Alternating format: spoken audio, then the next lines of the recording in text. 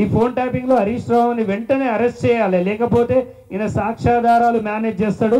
గతంలో కూడా నేను ఆరోపించిన వీళ్ళు బీజేపీ వాళ్ళందరూ ఒకటే, వీళ్ళు ఫోన్ ట్యాపింగ్ కోసం ఈయన పోయి నితిన్ గడ్కరీ కాళ్ళు పట్టుకున్న విషయం కూడా నిజమే, ఇదేం అబద్ధం కాదు.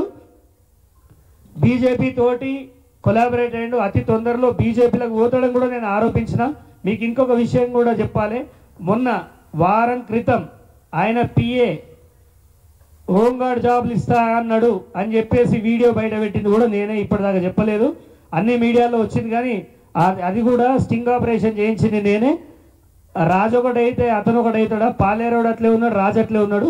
వాళ్ళ వ్యవస్థ మొత్తం దోపిడీ వ్యవస్థ ఉన్నది, ఉద్యోగాల పేరిట డబ్బులు తీసుకున్నది వాళ్ళు. ఇదే పంజాగుట్టలో నన్ను అన్యాయంగా అరెస్ట్ చేయించిండు.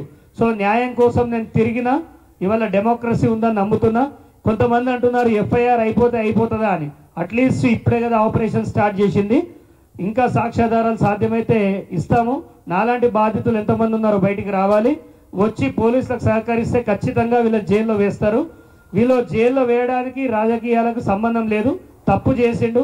ఒక దొంగను ఎట్లయితే అరెస్ట్ చేస్తారో ఇతనికి అదే ట్రీట్మెంట్ ఇవ్వాలని కోరుకుంటున్నాను.